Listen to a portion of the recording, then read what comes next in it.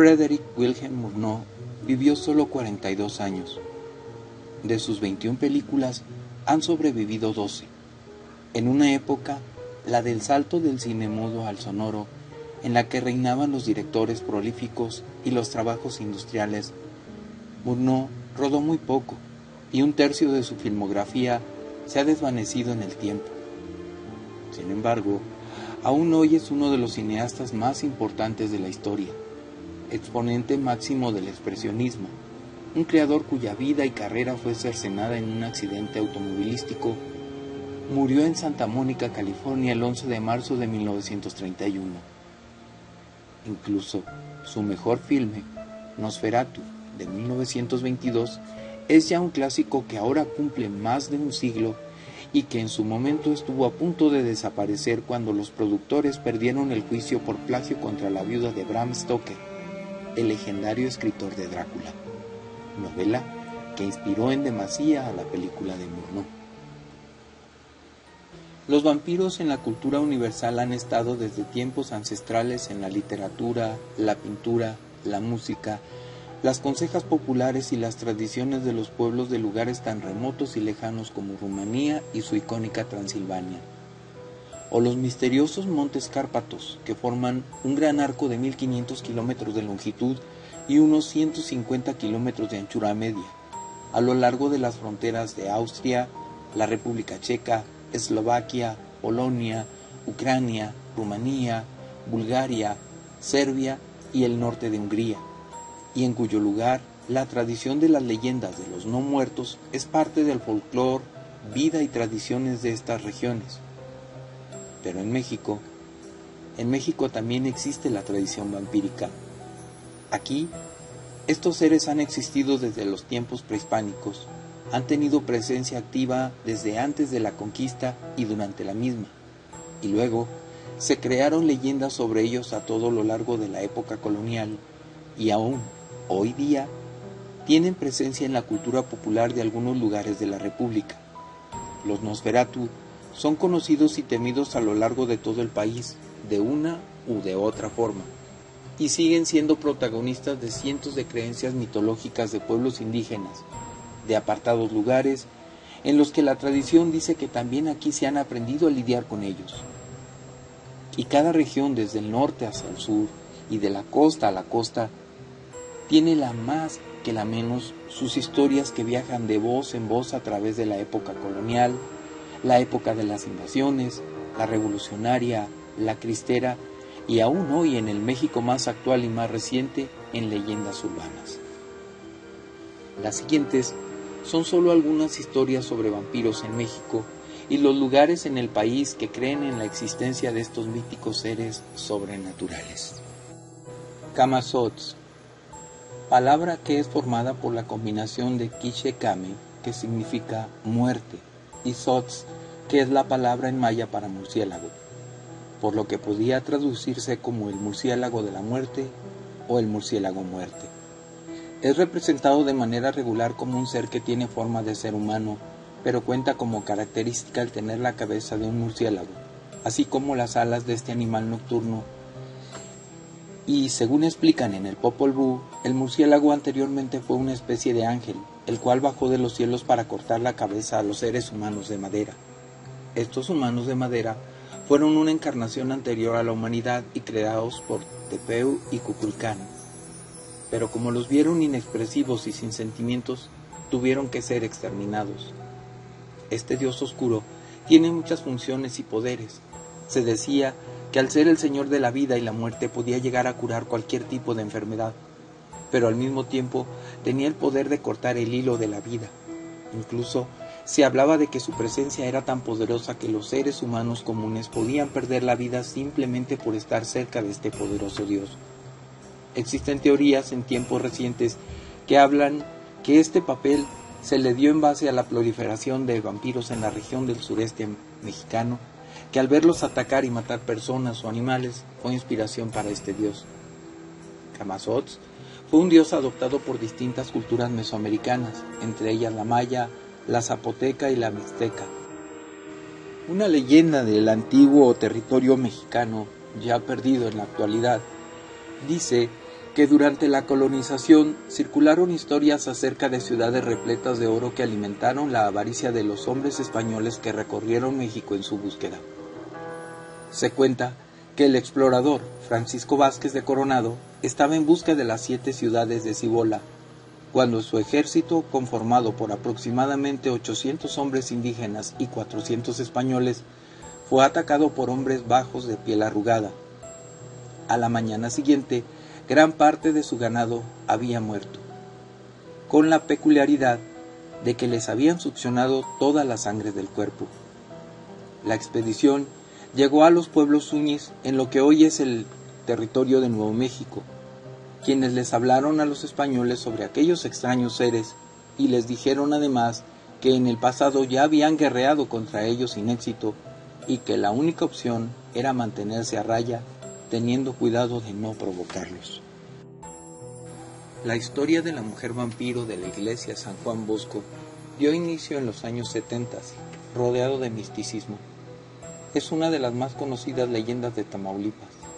El padre Ignacio Rosiles Namorado, al querer cumplir la santa voluntad de la dama de sociedad, terminó creando un suceso que sigue recordándose hasta nuestros días. Este relato corrió a cargo de la cronista municipal Adriana Carolina Infante Pacheco. La historia dio inicio en los años 70, cuando el padre Ignacio Rosiles, quien se encontraba dedicado en cuerpo y alma a la rehabilitación de su parroquia, recibió el respaldo de la esposa del superintendente de la refinería. La benefactora siempre manifestó al sacerdote que el día que muriera le permitiera que sus restos descansaran en la iglesia, en donde de manera incansable dedicaba el tiempo que le sobraba de las labores de madre y esposa. Tras el paso de los años, los hijos crecieron y fueron grandes profesionistas y son mandados a trabajar a Salamanca, Guanajuato, lugar a donde llevaron a la distinguida mujer para que viviera con ellos, hasta que falleció de vejez en 1973 y fue enterrada. Pero al enterarse el padre enamorado sobre el deceso, decide entrevistarse con los dolientes a quienes les pide su aprobación para exhumar el cuerpo y trasladarlo a Ciudad Madero, en donde descansaría por toda la eternidad. La historiadora expresó que hasta este punto se puede considerar como la verdad de la historia e inicia la leyenda, ya que cuando llega el cuerpo de la señora fue recibida por los vecinos que vivían en los alrededores de la iglesia San Juan Bosco, ya que la mujer era considerada una gran benefactora para los maderenses. La sorpresa fue cuando al desenterrarla y abrir el féretro, se percataron que el cuerpo estaba intacto, incorrupto, solamente, dicen, le había crecido el pelo, las uñas y los colmillos a desproporción de su fisonomía, por lo que los enterradores le llamaron la mujer vampiro. A pesar de lo sucedido, continuaron con el proceso de traslado a la parroquia de la colonia Árbol Grande de Ciudad Madero, en donde se hizo una misa de cuerpo presente, a la cual se aglomeraron las familias de los alrededores, quienes al momento de la aglomeración terminan tumbando el ataúd, y fue en ese momento que se escucharon los gritos de los presentes, quienes, temiendo lo peor, corrieron a sus casas para traer antorchas con las cuales intentaron quemar la iglesia, ya que al no ver el cuerpo de la mujer vampiro, gritaban que la tenían escondida en el sótano de la iglesia, por lo que el ejército mexicano tuvo que intervenir para evitar una desgracia mayor. Desde ese momento, la gente empieza a decir que la ven volar desde la cúpula de la iglesia de San Juan Bosco con dirección a la iglesia catedral de Tampico, así como a la playa de Miramar. Existe otra leyenda de un vampiro que mantiene con cierto temor a los habitantes de Sinaloa, y es que la inmortalidad siempre ha causado fascinación. Tal es el caso del municipio de El Rosario en el estado de Sinaloa, donde en medio del panteón se encuentra una tumba que tenía una curiosa lápida. En ella se hablaba de un ser que vivió 566 años. La lápida tenía escrito: aquí yacen los restos del señor licenciado Francisco Malcampo, nacido el 8 de agosto de 1339 y fallecido el 28 de junio de 1905. A consecuencia de esto, los pobladores locales llamaron a esta lápida del vampiro de Rosario, ya que según ellos lo escrito en la tumba revelaba que la persona vivió casi 6 siglos. Pero fuera de mitos, se sabe que en ese lugar se encuentra sepultado un importante licenciado que vivió en el siglo XIX, cuyo nombre coincide con esta tumba y el cual habría nacido el 8 de agosto de 1339 en el poblado de San Ignacio. Su nombre completo sería Francisco de Paula Lauro María Dolores Malcampo Sánchez, de acuerdo a los registros de la parroquia local. Esta persona destacó por participar en la elaboración del Estatuto Orgánico del Estado de Sinaloa. Además, fue colaborador muy cercano de Eustaquio Buelna, uno de los historiadores mejor documentados de su época, quien falleció en 1907. También participó como diputado en la Ley de Reforma de la Constitución Mexicana en 1878 en sus artículos 18 y 109, donde se reafirmaba la no reelección presidencial inmediata, así como la autodeterminación de los estados en su forma de gobierno. El licenciado Francisco Malcampo falleció el 28 de junio de 1905 en Rosario, Sinaloa, a los 77 años de edad, y fue sepultado en el Panteón Español. Todo parece indicar que quizá se trató de un error del escultor en las fechas, aunque la leyenda insiste que se trató de un ser inmortal. Algunos afirman que este personaje convertido en un vampiro sale de su tumba por las noches al ver la sangre de las personas que pasan por ahí para así poder seguir con vida. Lo que pudo ser quizá un simple error de escultor dio origen a una de las leyendas más famosas y comentadas en esta región. El metro de la Ciudad de México siempre es uno de los escenarios ideales en el cual se desarrollan toda clase de mitos y leyendas. La oscuridad y silencio que inundan las estaciones y túneles de los subterráneos, una vez que ha caído la noche, aunado al hecho de que en muchas estaciones han ocurrido trágicos sucesos como choques y suicidios, hacen de este medio de transporte sin duda alguna uno de los más terroríficos. Es por eso que narramos una de las leyendas más populares y conocidas del sistema de metro de la Ciudad de México, aunque muchos afirman que es una historia real.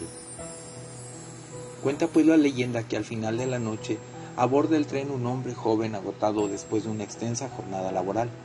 Este hombre tomó el último tren de la noche y debía bajarse en la estación terminal conocida como Barranca del Muerto, pero el cansancio pudo más y se quedó profundamente dormido. Al despertar, sería testigo de uno de los sucesos más aterradores de toda su vida. El hombre, completamente agotado, se quedó dormido y cuando despertó el tren estaba en la más absoluta oscuridad. Había pasado la última estación terminal y estaba apagado en la profundidad del túnel. El joven no escuchó la llamada de llegada a la estación, así como tampoco el timbre que indica que las puertas del vagón están a punto de cerrarse. Aunque un poco asustado, el hombre ya se había resignado a que debería pasar el resto de la madrugada en ese lugar y esperar hasta las 5 de la mañana cuando el sistema vuelve a abrir sus puertas. Fue entonces cuando escuchó unos extraños ruidos que le helaron la sangre. Rápidamente buscó su encendedor y trató de buscar de dónde provenía el ruido. Con el encendedor en la mano, pudo visualizar un forcejeo hacia el final del vagón. El hombre se acercó cauteloso en busca de respuestas. Cuando estuvo lo suficientemente cerca, pudo observar como una criatura de unos 2 metros de alto, delgado, de piel amarillenta, garras alargadas y ojos rojos, se abalanzaba sobre otro hombre que parecía ser un indigente, mordiéndolo en el cuello y atacándolo como si de un cazador y su presa se tratara. De repente, esta terrorífica criatura fija su mirada en el extraño que los observa. El hombre, preso del pánico, corre por su vida y sale por una de las ventanas del tren. Mientras corre a lo largo del oscuro túnel, puede escuchar cómo la criatura intenta alcanzarlo hasta que finalmente logra llegar a la estación y el ruido desaparece. El personal de seguridad de la estación detiene al hombre y lo interroga. Cuando éste cuenta lo sucedido, nadie le creyó, excepto una mujer que, intrigada por el estado de nerviosismo del sujeto, decide ir a investigar. Cuando llega al tren, puede observar cómo una de las ventanas de seguridad estaba abierta. Al ingresar al vagón no ve absolutamente nada, salvo unas pequeñas gotas de sangre en el suelo.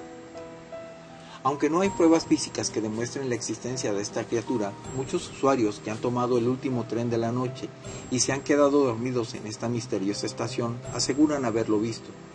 También el personal de limpieza, mantenimiento y seguridad de la estación afirma haber escuchado extraños ruidos provenientes del final del túnel.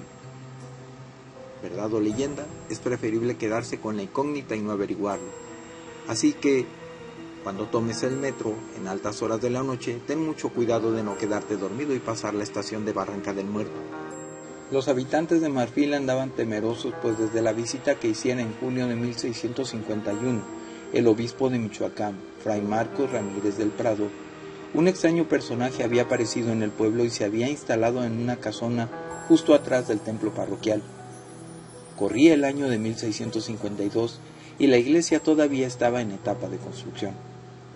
El hombre recién llegado, decían, era de cara afilada, nariz aguileña, bigote retorcido y barba en punta.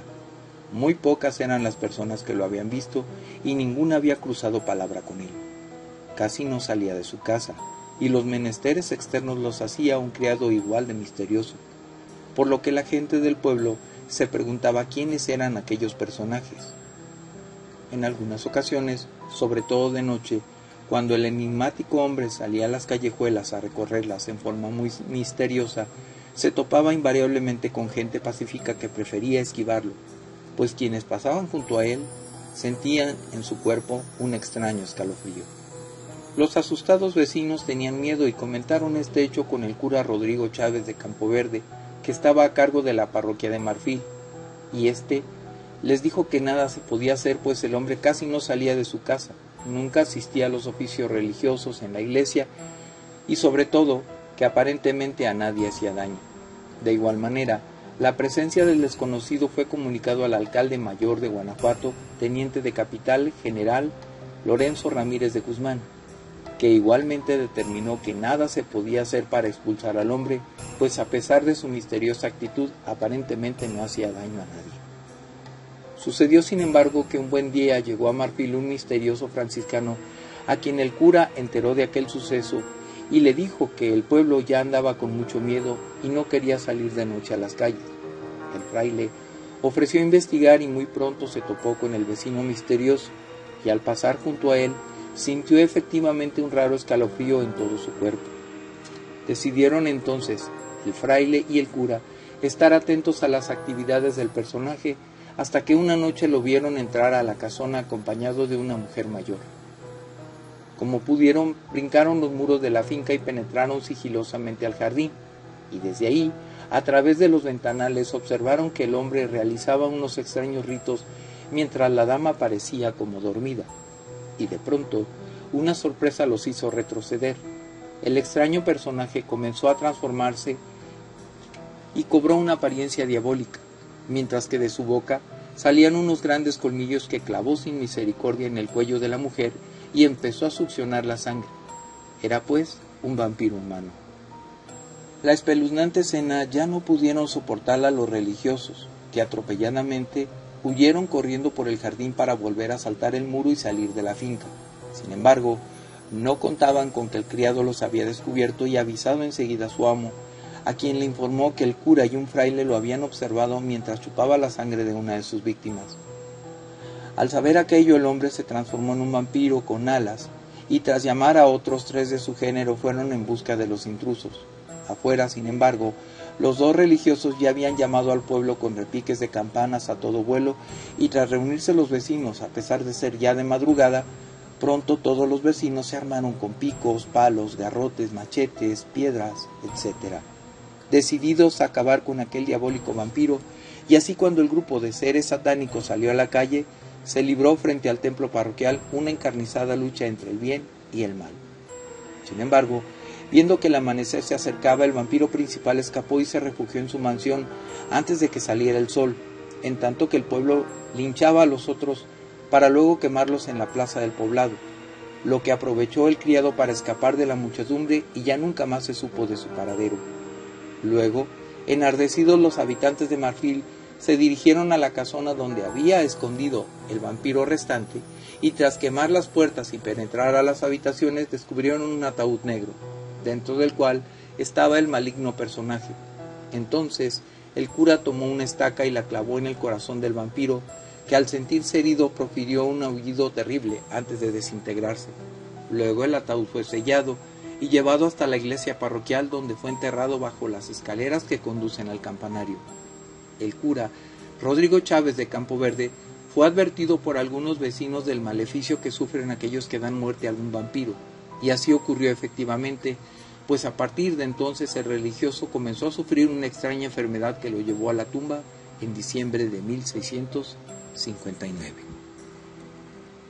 Y como estas, existen muchas otras historias: el vampiro de Baja California, el vampiro de Lerdo en Chihuahua, el vampiro de Chiapas que construyó un castillo, que quizá más que vampiros pudieran ser personas con comportamientos extraños o de poco trato con las personas, o que bien sus obras o trabajos daban para hablar de muchas cosas. Otras leyendas se quedan en eso simplemente, leyendas, como la del vampiro de Real del Monte, y existen las historias del árbol del vampiro de Guadalajara y las brujas vampiro tlaxcaltecas llamadas Tlahuelpuchis, también las otrora llamadas Mometzcopinqui, historias de las cuales podrás encontrar un video para cada una en este mismo canal. Un saludo cordial para todos.